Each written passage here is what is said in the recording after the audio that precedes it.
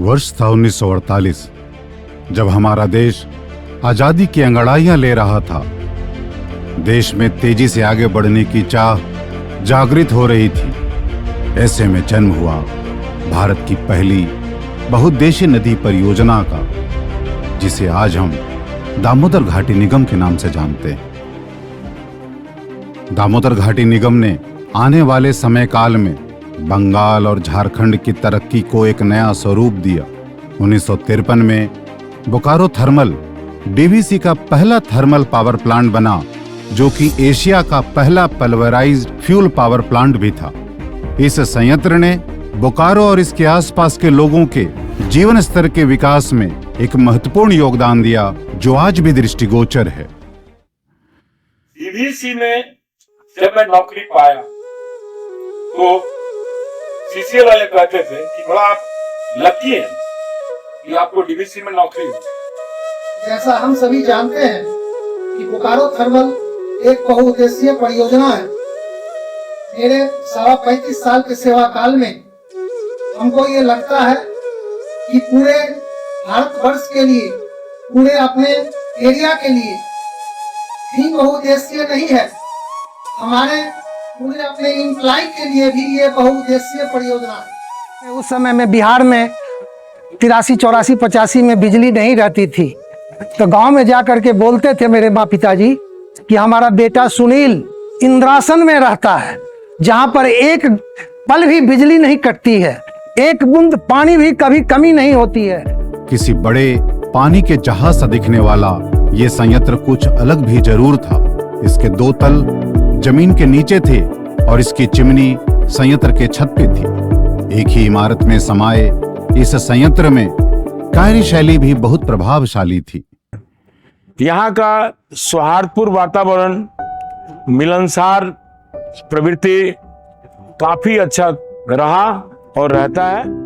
ये प्लांट की जहाँ तक विशेषता है, ये डबल बॉयलर यूनिट था। एक बॉयलर आउट हो जाने के बाद दूसरा बॉयलर से उसको यूनिट को चलाया जाता था, जिससे टरबाइन आउट ऑफ ऑर्डर नहीं हो जाए। साथ ही साथ अगर टोटल पावर फेल्यूर होता था तो ग्रिड से ही अपने आप को आउट कर लेता था और अपने को आउट होने से बचा लेता था।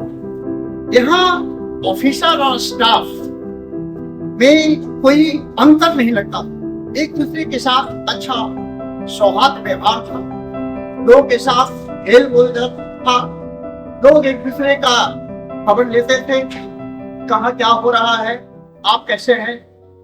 यहाँ हर कर्मी दूसरे कर्मी को जानता था और संकट के समय में सभी उपस्थित हो जाते थे। ये संयंत्र खूबसूरती की एक मिसाल हुआ करता था।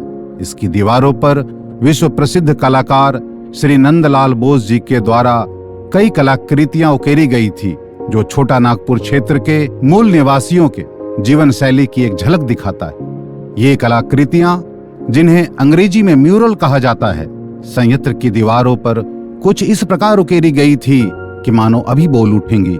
इनका विहंगम दृश्य यहाँ आने वाले सभी आगंतुकों का मन मोह लेता था। आज भी यदि कोई बोकारो थर्मल आता है तो सर्वप्रथम इनका ही दर्शन पाता है। तो ये डीवीसी का बाहर से दीवार जो है, ऐसा लगता था मानो सिनेमा हॉल है। बाहर से अगर इसकी ब्यूटी को देखा जाए तो शिप के तरह लगता है। इसमें प्लांट में आपको भारत का इतिहास छिपा हुआ है। इसके दीवारों पर जो चित्र अंकित किए हुए हैं वो अपने आप में एक मिसाल है।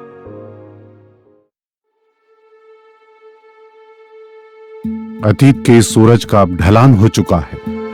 हल्की धूल की परत से ढकी इसकी मशीनें आज भी इसके गौरवशाली इतिहास की गाथा सुनाती है। वो गाथा जो अमर है और आने वाली कई पीढ़ियां सुनेगी। और जब कभी कहीं डीवीसी का जिक्र होगा तो इसके सभी कर्मी, चाहे पुराने हो या नए, गर्व से सिर ऊंचा करके कहेंगे, हम भी डीवीसी हैं, हम ही डीवीसी हैं।